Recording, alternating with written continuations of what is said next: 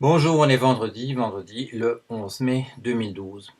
Les journalistes à qui j'ai affaire dans des entretiens, pour des magazines, des vidéos, etc., me posent souvent la question, le capitalisme à l'agonie, est-ce que vous n'exagérez quand même pas un petit peu? Et j'imagine qu'en posant cette question-là, ils se disent que je vais dire oui, c'est une image, c'est un titre pour faire vendre, etc. Et au lieu de ça, je ne sais pas, j'imagine, mais je dois les regarder avec des yeux ronds qui doivent vouloir signifier, mon pauvre ami, sur quelle planète vivez-vous? Et à ce moment-là, bon, les choses se recadrent et on continue. Mais c'est à ce moment-là, c'est moi qui me pose une question. Je me dis, bon, en général, bon, c'est des gens qui ont pignon sur rue, qui sont des journalistes financiers ou autres dans des journaux, enfin, dans la presse reconnue, à la télévision. Et je me dis, comment font-ils, comment font-ils pour mettre cela en question? Et l'explication, probablement, c'est qu'ils ne relient pas les pointillés, ils ne connectent pas les pointillés, ils doivent voir des incidents, et ces incidents sont des incidents qui n'ont aucun rapport avec les uns avec les autres. Il y a des élections quelque part en Grèce, il y a des gens quelque part qui se préoccupent de l'avenir de la zone euro, il y a quelque part aux États-Unis des gens qui voient qu'il y a une dette colossale qui est en train de s'accumuler, il y a des gens qui voient de l'inflation en Chine, une crise immobilière en Chine. Mais tout ça ne doit pas faire une image intégrée pour eux, c'est pas une image globale, ça doit être, oui, effectivement, des incidents, ça doit être des incidents isolés. Et la question que je me pose, c'est combien d'incidents isolés doivent-ils voir avant qu'ils se disent qu'il y a un rapport entre ça. Il y a une autre possibilité, c'est que des images rassurantes ont été produites depuis le début à partir du capitalisme, l'idée de cycle, qu'il y a des moments où ça va mieux et des moments où ça va moins bien. Et aux gens qui croient au cycle, il faut leur dire la chose suivante, c'est que ces cycles n'ont jamais été mis en évidence que par des mathématiciens du dimanche, des gens qui font un travail sérieux en mathématiques, des gens qui comprennent ce que c'est la statistique ou le calcul des probabilités. Ces gens-là n'ont jamais vu apparaître de cycle. Pour faire apparaître des cycles dans l'économie, il faut utiliser ce qu'on appelle des hypothèses saturantes, c'est-à-dire des hypothèses qui feront qu'il y aura des cycles de toute manière.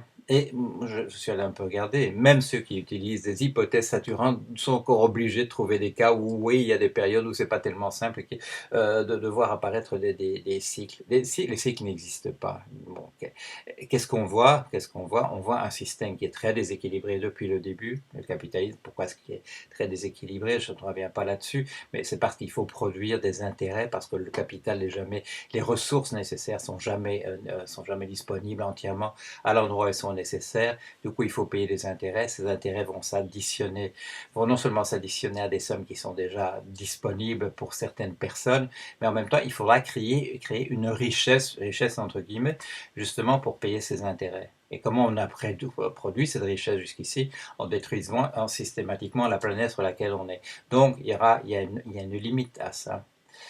Une autre possibilité pour ces gens qui ne voient pas le capitalisme à l'agonie, c'est qu'ils jouent aux échecs en regardant un seul déplacement de pièces, un seul mouvement à la fois. Ils disent, bon, et en général c'est comme ça, c'est en termes d'élections. Oui, mais on verra aux prochaines élections. On a vu une autre stratégie de ce genre-là qui est arrivée pendant la crise. Ah oui, c'est à la prochaine réunion du G8, du G7, du G20, on va pouvoir arranger ça. Bon, une fois qu'on a vu 14 réunions du G7, G8, G20 qui n'ont rien produit du tout, on commence à devenir un petit peu sceptique.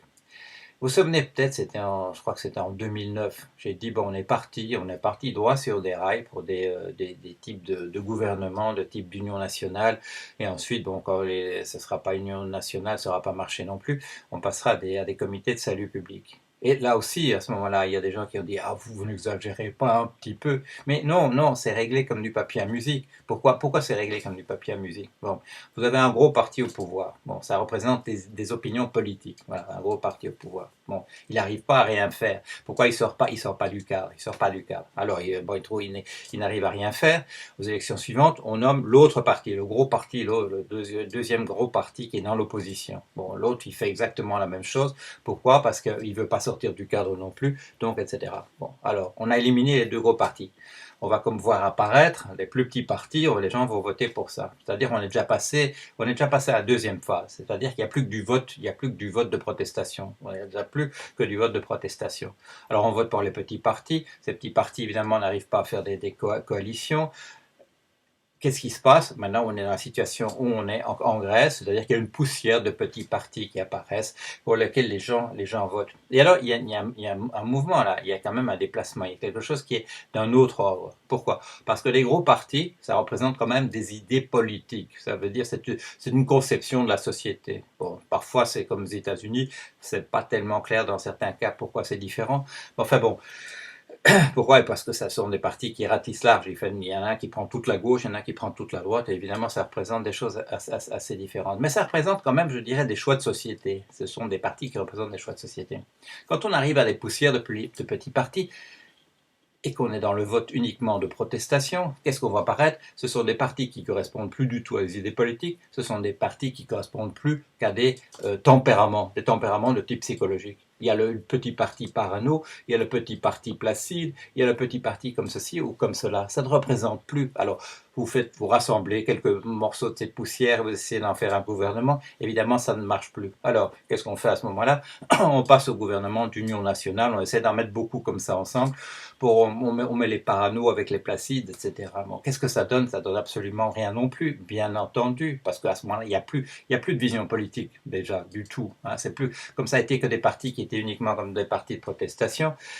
C'est comme si on était. Bon, vous vous souvenez l'époque où Coluche se présentait à président de la République. Alors Coluche était un petit peu différent, et s'il avait été nommé, comme il n'était vraiment pas le dernier des cons, on aurait peut-être pu voir quelque chose de très intéressant. Mais enfin bon, vous voyez bien, quand on met des gens comme ça, on peut faire un cabinet ministériel comme ça, avec monsieur Beppo du parti 5 étoiles en Italie, avec tel et tel représentant du parti néo-nazi en Grèce. Bon, avec ça, on ne peut plus faire de gouvernement. À ce moment-là, qu'est-ce qu'on fait?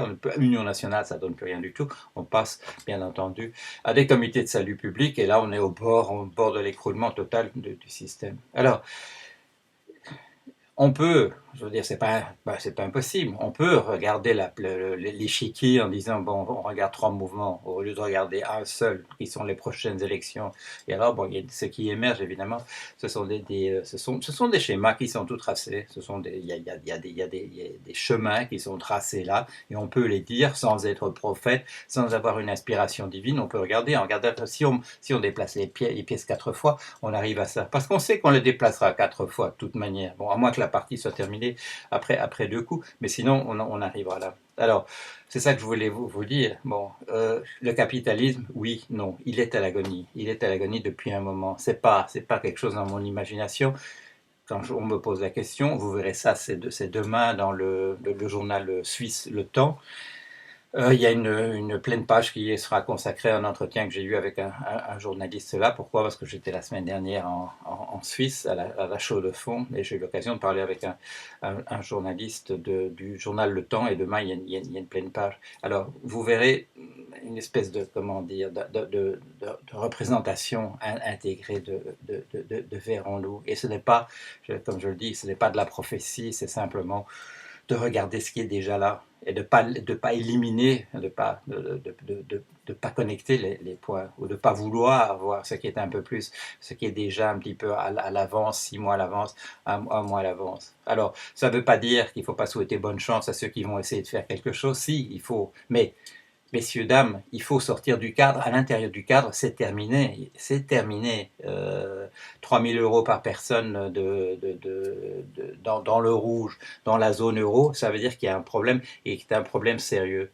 L'Espagne, bon, toutes ces maisons en bord de Méditerranée dans lesquelles il n'y aura jamais personne, il faut mettre ça au compte de pertes et profits. On ne pourra pas continuer à compter ça à l'intérieur du bilan des banques. On ne pourra pas, c'est terminé. Ces économies qui sont fondées sur le crédit, et en se disant que on va quand même s'arranger pour que les gens payent un jour, Ça marche pas. Si, bon, il y a l'exemple qui a été mis en avant par Cédric Mass. Si on crée une nouvelle classe d'esclaves ou de serfs, c'est possible. On va encapsuler tout ça à l'intérieur et on dira, ben, il y a des gens, il y a des gens qui paieront jamais. Et on va en faire une caste particulière à l'intérieur de notre système. Alors bon, ça c'est brillant. C'est la seule façon de s'en sortir, sans ouvrir les yeux et de dire, voilà, ce système est terminé, il faut passer à quelque chose. Mais pas passer à quelque chose comme ça dans, comment dire, de fossiliser, d'ossifier la dégradation, non, passer à quelque chose de mieux. Et c'est pas impossible de passer à quelque chose de mieux, parce que la réflexion existe déjà, c'est ce que j'essaie de mettre ensemble dans mon bouquin qui va paraître en octobre, les questions qui restent à résoudre. On a déjà réfléchi à ça. En fait, les solutions, on les connaît déjà. Mais il faut le petit switch, il faut le petit changement de paradigme dans la tête des gens et pas se dire simplement oui, il y a un cycle ou bien ça va s'arranger tout seul, etc. On n'est plus dans la phase de ça va s'arranger tout seul. On n'y est plus depuis 2007, 2008. Il faut le savoir, ça fait déjà 4 ans quand même.